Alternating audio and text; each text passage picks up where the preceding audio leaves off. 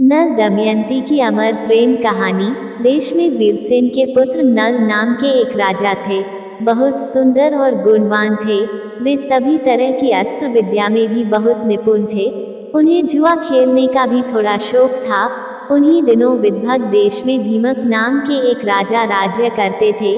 वे भी नल के समान ही सर्वगुण संपन्न थे। उन्होंने दमन ऋषि को प्रसन्न करके उनके वरदान से 4 संतान प्राप्त की थी, 3 पुत्र और 1 कन्या। पुत्रों के नाम थे दम, दांत व दमन। पुत्री का नाम था दमयंती। दमयंती लक्ष्मी के समान रूपवंती थी।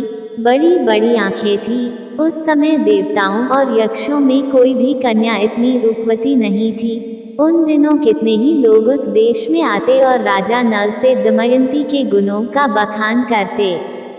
एक दिन राजा नल ने अपने महल के उद्यान में कुछ हंसों को देखा। उन्होंने एक हंसे को पकड़ लिया। हंस ने कहा, आप मुझे छोड़ दीजिए तो हम लोग दमयंती के पास जाकर आपके गुणों का ऐसा वर्णन करेंगे कि वह आपको जरूर वर लेगी। वे सब हंस उड़कर राजकुमारी दमयंती के पास गए। दमयंती उन्हें देखकर बहुत खुश हुई। हंसों को पकड़ने के लिए दौड़ने लगी। दमयंती जिस हंस को पकड़कर दौड़ती, वही हंस बोल उठता, रानी दमयंती निषद देश का एक नल नाम का राजा है। वह राजा बहुत सुंदर है। मनुष्यों में उसके समान सुंदर और कोई नहीं है। वह मानो साक्षात कामदेव का स्वरूप है। यदि तुम उसकी पत्नी बन जाओ तो तुम्हारा जन्म और रूप दोनों सफल हो जाए। वह अश्विनी कुमार के समान सुंदर है। मनुष्यों में उसके समान सुंदर और कोई नहीं है। जैसे तुम स्त्रियों में रत्न हो, वैसे ही नल पुरुषों को भूषण है। तुम दोनों की जोड़ी बहुत सुंदर है। दमयंती ने कहा, हंस तुम नल से भी ऐसी ही बात कहना। हंस ने लौटकर राजा नल को उनका संदेश दिया। दमयंती हंस के मुंह से राजा नल की कीर्ति सुनकर उनसे प्रेम करने लगी। उसकी आसक्ति इतनी बढ़ गई कि वह रात दिन उनका ही ध्यान करती रहती। शरीर धूमिल और दुबला हो गया। वे कमजोर सी दिखने लगी। सहेलियों ने दमयंती के मन के भाव जानकर राजा से निवेदन किया कि आपकी पुत्री अस्वस्थ हो गई है। राजा ने बहुत विचार किया और अंत में इस निर्णय पर पहुंचा कि मेरी पुत्री विवाह योग्य हो गई है। दमयंती के पिता ने सभी देशों के राजा को स्वयंवर के लिए निमंत्रण पत्र भेज दिया और सूचित कर दिया। सभी देश के राजा हाथी व घोड़ों के रथों से वहां पहुंचने लगे। नारद और पर्वत से सभी देवताओं को भी दमयंती के स्वयंवर का समाचार मिल गया। इंद्र और सभी लोकपाल भी अपने वाहनों सहित रवाना हुए। राजा नल को भी संदेश मिला तो वे भी दमयंती से स्वयंवर के लिए वहां पहुंचे। नल के रूप को देखकर इंद्र ने रास्ते में अपने विमान को खड़ा कर दिया और नीचे उतरकर कहा कि राजा नल, आप बहुत सत्यव्रती हैं। आप हम लोगों के दूत बन जाए। नल ने प्रतिज्ञा कर ली और कहा कि करूंगा। फिर पूछा कि आप कौन है तो इंद्र ने कहा, हम लोग देवता है। हम लोग दमयंती के लिए यहाँ आए हैं। आप हमारे दूत बनकर दमयंती के पास जाए और कहिए कि इंद्र, वरुण, अग्नि और यमदेवता तुम्हारे पास आकर तुमसे विवाह करना चाहते हैं। इनमें से तुम चाहो उस देवता को अपना पति स्वीकार कर लो। नल ने दोनों हाथ जोड़कर कहा कि देवराज, वहां आप लोगों का और मेरे जाने का एक ही प्रयोजन है, इसलिए आप मुझे वहां दूत बनाकर भेजे। यह उचित नहीं है। जिसकी किसी स्त्री को पत्नी के रूप में पाने की इच्छा हो चुकी हो, वह भला उसको कैसे छोड़ सकता है और उसके पास जाकर ऐसी बात कह ही कैसे सकता है। आप लोग कृपया इस विषय में मुझे क्षमा कीजिए। देवताओं ने कहा, नल, तुम पहले हम लोगों से प्रतिज्ञा कर चुके हो कि मैं तुम्हारा काम करूंगा। अब प्रतिज्ञा मत तोड़ो। अविलंब वहां चले जाओ। नल ने कहा, राजमहल में निरंतर कड़ा पहरा रहता है, मैं कैसे जा सकूंगा। इंद्र की आज्ञा से नल ने राजमहल में बिना रोक टोक के प्रवेश किया। दमयंती और उसकी सहेलियां भी उसे देखकर मुग्ध हो गई और लज्जित होकर कुछ बोल न सकी। तुम देखने में बड़े सुंदर और निर्दोष जान पड़ते हो। पहले यहाँ आते समय द्वारपालों ने तुम्हें देखा क्यों नहीं? उनसे तनिक भी चूक हो जाने पर मेरे पिता बहुत कड़ा दंड देते हैं। नल ने कहा, मैं नल हूँ, लोकपालों का दूत बनकर तुम्हारे पास आया हूँ। सुंदरी, ये देवता तुम्हारे साथ विवाह करना चाहते हैं। तुम इनमें से किसी एक देवता के साथ विवाह कर लो। यही संदेश लेकर मैं तुम्हारे पास आया हूँ। उन देवताओं के प्रभाव से जब मैंने तुम्हारे महल में प्रवेश किया तो मुझे कोई देख नहीं पाया। मैंने तुमसे देवताओं का संदेश कह दिया है, अब जो कहना है कह दो। अब तुम्हारी जो इच्छा हो करो। दमयंती ने बड़ी श्रद्धा के साथ देवताओं को प्रणाम करके मंद मुस्कान के साथ कहा, स्वामी, मैं तो आपको ही अपना सर्वस्व मानकर अपने आप को आपके चरणों में सौंपना चाहती हूँ। जिस दिन से मैंने हंसों की बात सुनी तभी से मैं आपके लिए व्याकुल हूँ। आपके लिए ही मैंने राजाओं की भीड़ इकट्ठी की है। यदि आप मुझ दासी की प्रार्थना अस्वीकार कर देंगे तो मैं जहर खाकर मर जाऊंगी। राजा नल ने दमयंती से कहा, जब बड़े बड़े लोकपाल तुमसे शादी करना चाहते हैं फिर तुम मुझ मनुष्य से क्यों शादी करना चाहती हो? मैं तो उन देवताओं के चरणों की धूल के बराबर भी नहीं हूँ। तुम अपना मन उन्हीं में लगाओ। देवताओं का अप्रिय करने पर इंसान की मृत्यु हो सकती है। तुम मेरी रक्षा करो और उनको वरण कर लो। नल की बात सुनकर दमयंती घबरा गई। उसकी आंखों में आंसू छलक आए। उस समय दमयंती का शरीर कांप रहा था, हाथ जुड़े हुए थे। उसने कहा, मैं आपको वचन देती हूँ कि मैं आपको ही पति के रूप में वरण करूंगी। राजा नल ने कहा, अच्छा, तब तो तुम ऐसा ही करो, परंतु यह बतलाओ कि मैं यहाँ उनका दूत बनकर आया हूँ। अगर इस समय मैं अपने स्वार्थ की बात करने लगूं तो यह कितनी बुरी बात है। मैं तो अपना स्वार्थ तभी बना सकता हूँ जब वह धर्म के विरुद्ध न हो। तब दमयंती ने गदगद कंठ से कहा, राजा, इसके लिए एक निर्दोष उपाय है। उसके अनुसार काम करने पर आपको दोष नहीं लगेगा। वो यह उपाय है कि आप सभी लोकपालों के साथ स्वयंवर मंडप में आए। मैं आपको वर लूंगी, तब आपको दोष भी नहीं लगेगा। देवताओं के पूछने पर उन्होंने कहा, मैं दमयंती के पास गया तो मुझे देखकर वे और उनकी सखियां सभी मुझ पर मोहित हो गई और आप लोगों के प्रस्ताव को उनके सामने रखने के बाद भी वे मुझे ही वरण करने पर तुली हैं। स्वयंवर की घड़ी आई। राजा भीमक ने सभी को बुलवाया। शुभ मुहूर्त में स्वयंवर रखा। सब राजा अपने अपने निवास स्थान से आकर स्वयंवर में यथास्थान बैठ गए। तभी दमयंती वहां आई। सभी राजाओं का परिचय दिया जाने लगा। दमयंती एक एक को देखकर आगे बने दिया जाने लगा। आगे एक ही स्थान पर नल के समान ही वेशभूषा वाले 5 राजकुमार खड़े दिखाई दिए। यह देखकर दमयंती को संदेह हो गया। वह जिसकी ओर देखती उन्हें सिर्फ राजा नल ही दिखाई देते। इसलिए विचार करने लगी कि मैं देवताओं को कैसे पहचानूं और ये राजा है यह कैसे जानूं। उसे बड़ा दुख हुआ। अंत में दमयंती ने यही निश्चय किया कि देवताओं की शरण में जाना ही उचित है। हाथ जोड़कर प्रणाम पूर्वक स्तुति करने लगी।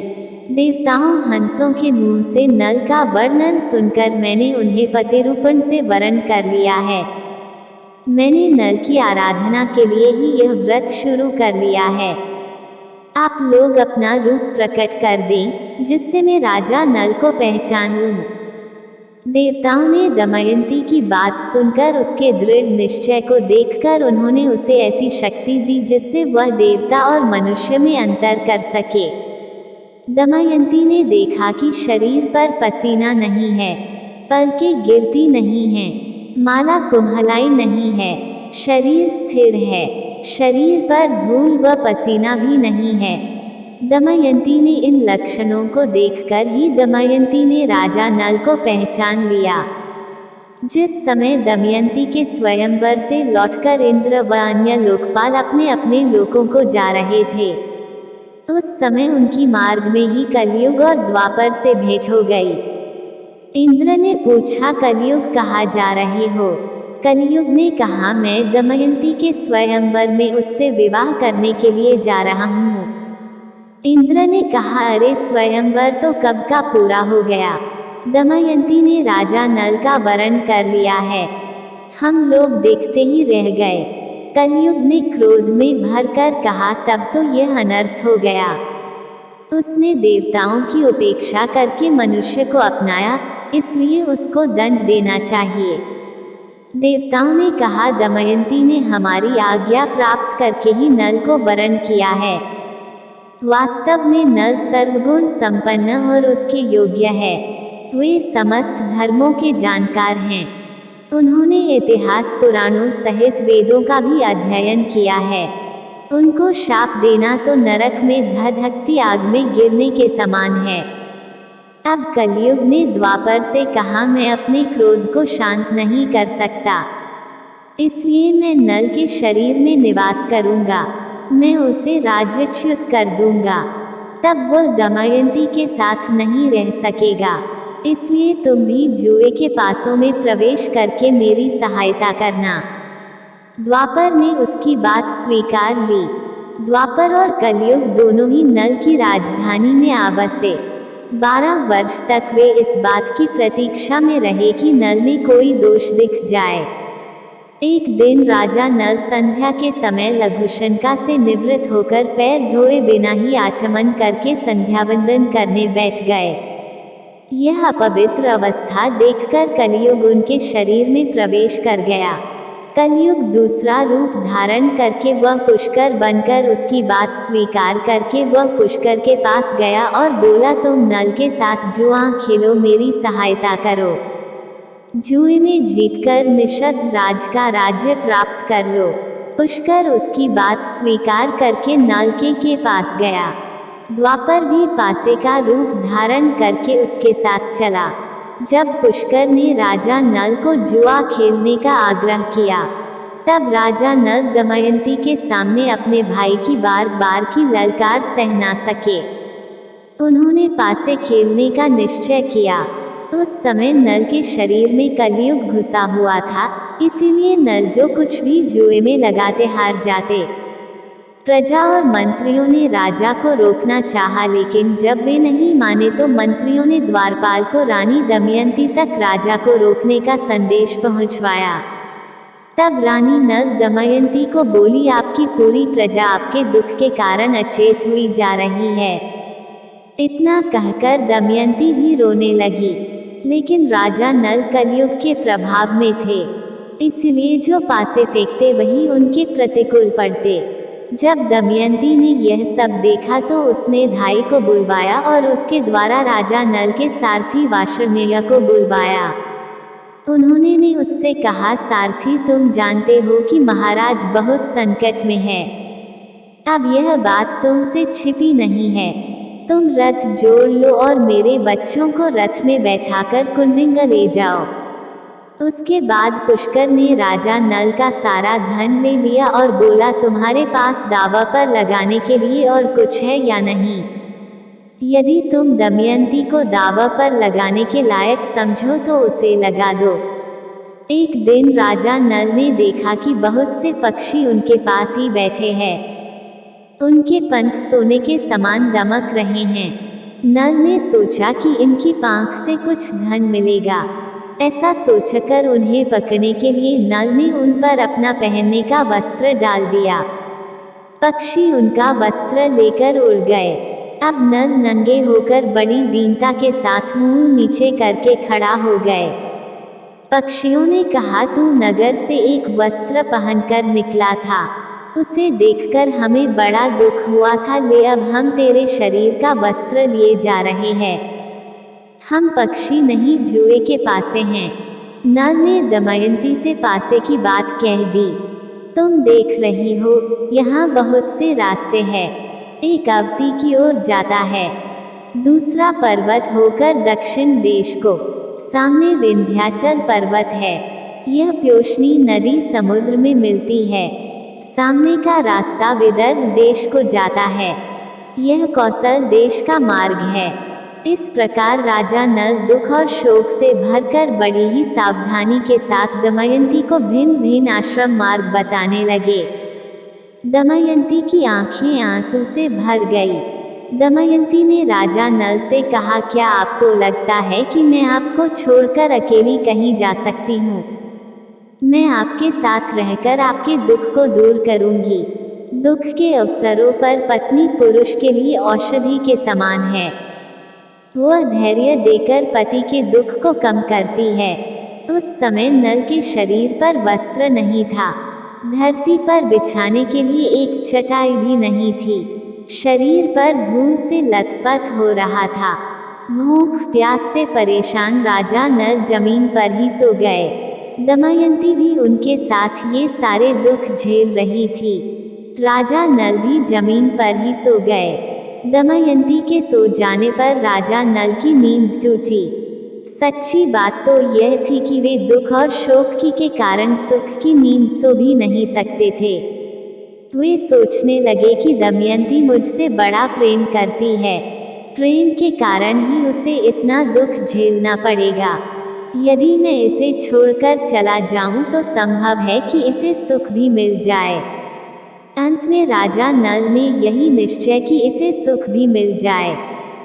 दमयंती सच्ची पतिव्रता है। इसके सतीत्व को कोई भंग नहीं कर सकता। इस प्रकार त्यागने का निश्चय करके और सतीत्व की ओर से निश्चिंत होकर राजा नल ने यह विचार किया कि मैं नंगा हूँ और दमयंती के शरीर पर भी केवल एक वस्त्र है। फिर भी इसके वस्त्रों में से आधा फाड़ लेना ही श्रेयस्कर है, लेकिन फांदूं कैसे? शायद यह जाग जाए। राजा नल ने यह सोचकर दमयंती को धीरे से उठाकर उसके शरीर का आधा वस्त्र फाड़कर शरीर ढक लिया। दमयंती नींद में थी। राजा नल उसे छोड़कर निकल पड़े। थोड़ी देर बाद वे शांत हुए और वे फिर धर्मशाला लौट आए। थोड़ी देर बाद जब राजा नल का हृदय शांत हुआ, तब वे फिर धर्मशाला में इधर उधर घूमने लगे और सोचने लगे कि अब तक दमयंती पर्दे में रहती थी, इसे कोई छू भी नहीं सकता था। आज यह अनाथ के समान आधा वस्त्र पहने धूल में सो रही है। यह मेरे बिना दुखी होकर वन में कैसे रहेगी? मैं तुम्हें छोड़कर जा रहा हूँ, सभी देवता तुम्हारी रक्षा करें। उस समय राजा नल का दिल दुख के मारे टुकड़े टुकड़े हुआ जा रहा था। शरीर में कलियुग का प्रवेश होने के कारण उनकी बुद्धि नष्ट हो गई थी। इसलिए वे अपनी पत्नी को वन में अकेली छोड़कर वहां से चले गए। जब दमयंती की नींद टूटी, तब उसने देखा कि राजा नल वहां नहीं है। यह देखकर वे चौंक गई और राजा नल को पुकारने लगी। जब दमयंती को राजा नल बहुत देर तक नहीं दिखाई पड़े तो वे विलाप करने लगी। वे भटकती हुई जंगल के बीच जा पहुंची। वहां अजगर दमयंती को निगलने लगा। दमयंती मदद के लिए चिल्लाने लगी तो एक व्याध के कान में पड़ी। वो उधर ही घूम रहा था। वो वहां दौड़कर आया और यह देखकर दमयंती को अजगर निगल रहा है। अपने तेज शस्त्र से उसने अजगर का मुंह चीर डाला। उसने दमयंती को छुड़ाकर नहलाया, आश्वासन देकर भोजन करवाया। दमयंती जब कुछ शांत हुई, व्याध ने पूछा, सुंदरी तुम कौन हो? किस कष्ट में पड़कर किस उद्देश्य से तुम यहाँ आई हो? दमयंती की सुंदरता, बोलचाल और मनोहरता देखकर व्याध मोहित हो गया। वह दमयंती से मीठी मीठी बातें करके उसे अपने बस में करने की कोशिश करने लगा। दमयंती उसके मन के भाव समझ गई। दमयंती ने उसके बलात्कार करने की चेष्टा को बहुत रोकना चाहा, लेकिन जब वो किसी प्रकार नहीं माना तो उसने शाप दे दिया कि मैंने राजा नल के अलावा किसी और का चिंतन कभी नहीं किया हो तो यह व्याध मरकर गिर पड़े। दमयंती के इतना कहते ही व्याध के प्राण पखेरु उड़ गए। व्याध के मर जाने के बाद दमयंती एक निर्जन और भयंकर वन में जा पहुंची। राजा नल का पता पूछती हुई वो उत्तर की ओर बने लगी। दिन रात बीत जाने के बाद दमयंती ने देखा कि सामने ही एक बहुत सुंदर तपोवन है, जहाँ बहुत से ऋषि निवास करते हैं। उसने आश्रम में जाकर बड़ी नम्रता के साथ प्रणाम किया और हाथ जोड़कर खड़ी हो गई। ऋषियों को प्रणाम किया। ऋषियों ने दमयंती का सत्कार किया और उसे बैठने को कहा। दमयंती ने एक भद्र स्त्री के समान सभी के हालचाल पूछे। फिर ऋषियों ने पूछा, आप कौन है? तब दमयंती ने अपना पूरा परिचय दिया और अपनी सारी कहानी ऋषियों को सुनाई। तब सारे तपस्वी उसे आशीर्वाद देते हैं कि थोड़े ही समय में निषद के राजा को उनका राज्य वापस मिल जाएगा। उसके शत्रु भयभीत होंगे, व मित्र प्रसन्न होंगे और कुटुंबी आनंदित होंगे। इतना कहकर सभी ऋषि अंतर्ध्यान हो गए। दमयंती रोती हुई एक अशोक के वृक्ष के पास पहुंचकर बोली, तू मेरा शोक मिटा दे। शोक रहित अशोक, तू मेरा शोक मिटा दे।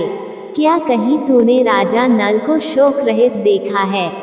तू अपने शोकनाशक नाम को सार्थक कर। दमयंती ने अशोक की परिक्रमा की और वह आगे बढ़ी। उसके बाद आगे बढ़ी तो बहुत दूर निकल गई। वहां उसने देखा कि हाथी, घोड़ों और रथों के साथ व्यापारियों का एक झुंड आगे बढ़ रहा है।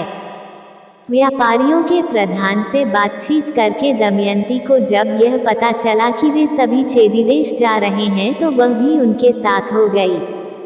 कई दिनों तक चलने के बाद वे व्यापारी एक भयंकर वन में पहुंचे। वहाँ एक बहुत सुंदर सरोवर था। लंबी यात्रा के कारण वे लोग थक चुके थे, इसलिए उन लोगों ने वहीं पड़ाव डाल दिया। रात के समय जंगली हाथियों का झुंड आया। आवाज सुनकर दमयंती की नींद टूट गई। वह इस मांसाहार के दृश्य को देखकर समझ नहीं पा रही थी कि वह क्या करे। वे सभी व्यापारी मर गए। वो वहां से भाग निकली और दमयंती भागकर उन ब्राह्मणों के पास पहुंची और उनके साथ चलने लगी। शाम के समय वह राजा सुबाहु के यहाँ जा पहुंची। वहां उसे सब बावली समझ रहे थे। उसे बच्चे परेशान कर रहे थे। उस समय राजमाता महल के बाहर खिड़की से देख रही थी। उन्होंने अपनी दासी से कहा, देखो तो वह स्त्री बहुत दुखी मालूम होती है, तुम जाओ और मेरे पास ले आओ। दासी दमयंती को रानी के पास ले गई। रानी ने दमयंती से पूछा, तुम्हें डर नहीं लगता ऐसे घूमते हुए? तब दमयंती ने बोला, मैं एक पतिव्रता स्त्री हूँ। मैं हूँ तो कुलीन पर दासी का काम करती हूँ। तब रानी ने बोला, ठीक है, तुम महल में ही रह जाओ। तब दमयंती कहती है कि मैं यहाँ रह तो जाऊंगी, पर मेरी 3 शर्त हैं। मैं झूठा नहीं खाऊंगी, पैर नहीं धोऊंगी और परपुरुष से बात नहीं करूंगी। रानी ने कहा, ठीक है, हमें आपकी शर्तें मंजूर है। जिस समय राजा नल दमयंती को सोती छोड़कर आगे बढ़े, उस समय वन में आग लग रही थी। तभी नल को आवाज आई, राजा नल, शीघ्र दौड़ो, मुझे बचाओ। नागराज कुंडली बांधकर पड़ा हुआ था। उसने नल से कहा, राजन, मैं करकोटक नाम का सर्प हूँ। मैंने नारद मुनि को धोखा दिया था। उन्होंने शाप दिया कि जब तक राजा नल तुम्हें न उठावे तब तक यहीं पड़े रहना। उनके उठाने पर तू शाप से छूट जाएगा। उनके शाप के कारण मैं यहाँ से एक भी कदम आगे नहीं बढ़ सकता। तुम इस शाप से मेरी रक्षा करो। मैं तुम्हें हित की बात बताऊंगा और तुम्हारा मित्र बन जाऊंगा। मेरे भार से डरो मत, मैं अभी हल्का हो जाता हूँ। वह अंगूठे के बराबर हो गया। नल उसे उठाकर दावानल से बाहर ले आए। कारकोटक ने कहा, तुम अभी मुझे जमीन पर मत डालो, कुछ कदम गिनकर चलो। राजा नल ने जो ही पृथ्वी पर 10वां कदम चला और उन्होंने कहा 10, तो ही करकोटक ने उन्हें डस लिया। उसका नियम था कि जब कोई बोले 10 तभी वह डसता था। आश्चर्यचकित नल से उसने कहा, महाराज, तुम्हें कोई पहचान ना सके, इसलिए मैंने डस के तुम्हारा रूप बदल दिया है। कलयुग ने तुम्हें बहुत दुख दिया है। अब मेरे विष से वह तुम्हारे शरीर में बहुत दुखी रहेगा। तुमने मेरी रक्षा की है। अब तुम्हें हिंसक पशु पक्षी शत्रु का कोई भय नहीं रहेगा। अब तुम पर किसी भी विष का प्रभाव नहीं होगा और युद्ध में हमेशा तुम्हारी जीत होगी। यह कहकर करकोटक ने 2 दिव्य वस्त्र दिए और वह अंतर्ध्यान हो गया। राजा नल वहां से चलकर 10वें दिन राजा ऋतुपर्ण की राजधानी अयोध्या में पहुंच गया। उन्होंने वहां राजदरबार में निवेदन किया कि मेरा नाम बाहुक है। मैं घोड़ों को हाँकने और उन्हें तरह तरह की चालें सिखाने का काम करता हूँ। घोड़ों की विद्या मेरे जैसा निपुण इस समय पृथ्वी पर कोई नहीं है। रसोई बनाने में भी मैं बहुत चतुर हूँ। हस्तकौशल के सभी काम और दूसरे कठिन काम करने की चेष्टा करूँगा। आप मेरी आजीविका निश्चित करके मुझे रख लीजिए। उसकी सारी बात सुनकर राजा ऋतुपर्ण ने कहा, बाहुक मैं सारा काम तुम्हें सौंपता हूँ, लेकिन मैं शीघ्रगामी सवारी को विशेष पसंद करता हूँ। तुम्हें हर महीने सोने की 10,000 मुहरें मिला करेगी, लेकिन तुम कुछ ऐसा करो कि मेरे घोड़ों की चाल तेज हो जाए। इसके अलावा तुम्हारे साथ वार्ष्णेय और जीवल हमेशा उपस्थित रहेंगे।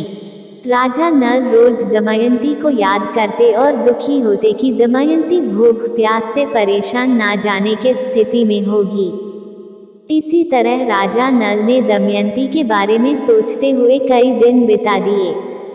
ऋतुपर्ण के पास रहते हुए उन्हें कोई ना पहचान सका। जब राजा विदर्भ को यह समाचार मिला कि मेरे दामाद नल और पुत्री राजपाट विहीन होकर वन में चले गए हैं, तब उन्होंने सुदेव नाम के एक ब्राह्मण को नल दमयंती का पता लगाने के लिए चेदिनरेश के राज्य में भेजा। उसने एक दिन राजमहल में दमयंती को देख लिया। उस समय राजा के महल में पुण्याहवाचन हो रहा था। दमयंती सुनंदा एक साथ बैठकर ही वह कार्यक्रम देख रही थी।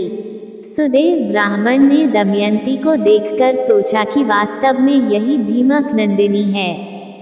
मैंने इसका जैसा रूप पहले देखा था वैसा अब भी देख रहा हूँ।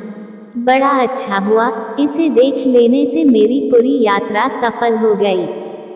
सुदेव दमयंती के पास गया और उससे बोला, दमयंती मैं तुम्हारे भाई का मित्र सुदेव हूँ। मैं तुम्हारी भाई की आज्ञा से तुम्हें ढूंढने यहाँ आया हूँ।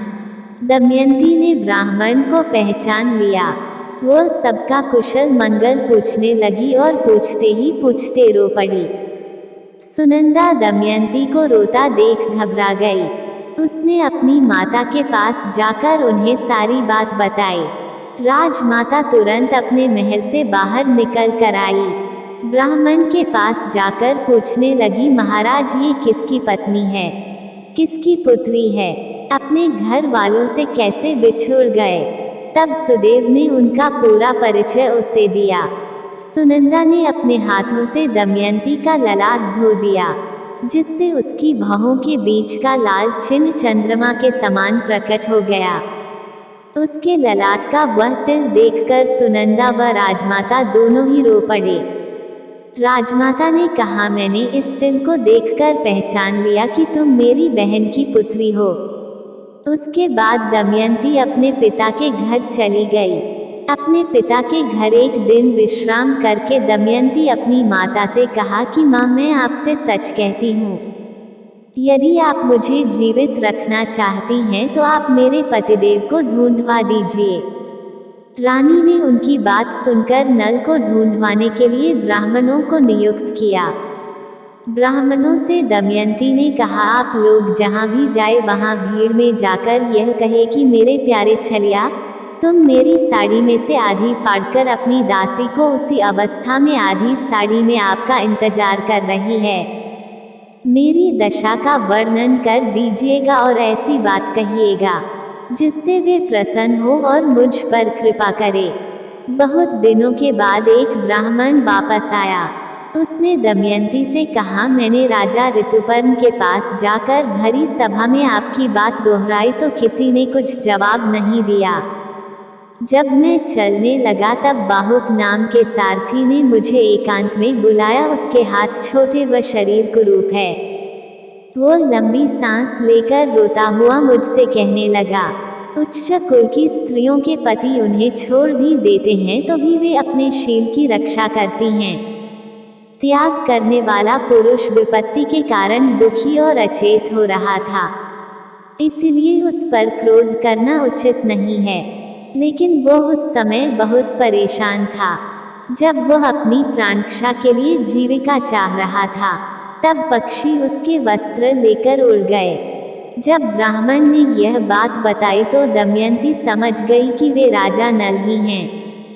ब्राह्मण की बात सुनकर दमयंती की आंखों में आंसू भर आए। उसने अपनी माता को सारी बात बताई। तब उन्होंने कहा, आप यह बात अब अपने पिताजी से ना कहे। मैं सदैव ब्राह्मण को इस काम के लिए नियुक्त करती हूँ। तब दमयंती ने सुदेव से कहा, ब्राह्मण देवता, आप जल्दी से जल्दी अयोध्या नगरी पहुँचे। राजा ऋतुपर्ण से यह बात कहिए कि दमयंती ने फिर से स्वेच्छानुसार पति का चुनाव करना चाहती है। बड़े बड़े राजा और राजकुमार जा रहे हैं। स्वयंवर की तिथि कल ही है, इसलिए यदि आप पहुंच सके तो वहां जाइए। नल के जीने अथवा मरने का किसी को पता नहीं है, इसलिए कल वे सूर्योदय पूर्व ही पति वरण करेगी। दमयंती की बात सुनकर सुदेव अयोध्या गए और उन्होंने राजा ऋतुपर्ण से सब बातें कह दी। सुदेव की बातें सुनाकर बाहुक को बुलाया और कहा, बाहुक, कल दमयंती का स्वयंवर है और हमें जल्दी से जल्दी वहां पहुंचना है। यदि तुम मुझे जल्दी वो पहुंच जाना संभव समझो तभी मैं वहां जाऊंगा। ऋतुपर्ण की बात सुनकर नल का कलेजा फटने लगा। सोचा कि दमयंती ने दुखी और अचेत होकर ही ऐसा किया होगा। संभव है वह ऐसा करना चाहती हो। नल ने शीघ्रगामी रथ में 4 श्रेष्ठ घोड़े जोत लिए। राजा ऋतुपर्ण रथ पर सवार हो गए। रास्ते में ऋतुपर्ण ने उसे पासे पर वशीकरण की विद्या सिखाई, क्योंकि उसे घोड़ों की विद्या सीखने का लालच था। जिस समय राजा नल ने यह विद्या सीखी, उसी समय कलयुग राजा नल के शरीर से बाहर आ गया। कलयुग ने नल का पीछा छोड़ दिया था, लेकिन अभी उनका रूप नहीं बदला था। उन्होंने अपने रथ को जोर से हाँका और शाम होते होते वे विदर्भ देश में पहुँचे। राजा भीमक के पास समाचार भेजा गया। उन्होंने ऋतुपर्ण को अपने यहाँ बुला लिया। ऋतुपर्ण के रथ की गूंज से दिशाएं गूंज उठी। दमयंती रथ की घरघराहट से समझ गई कि जरूर इसको हाँकने वाले मेरे पति देव हैं। यदि आज वे मेरे पास नहीं आएंगे तो मैं आग में कूद जाऊंगी। उसके बाद अयोध्या नरेश ऋतुपर्ण जब राजा भीमक के दरबार में पहुंचे तो उनका बहुत आदर सत्कार हुआ।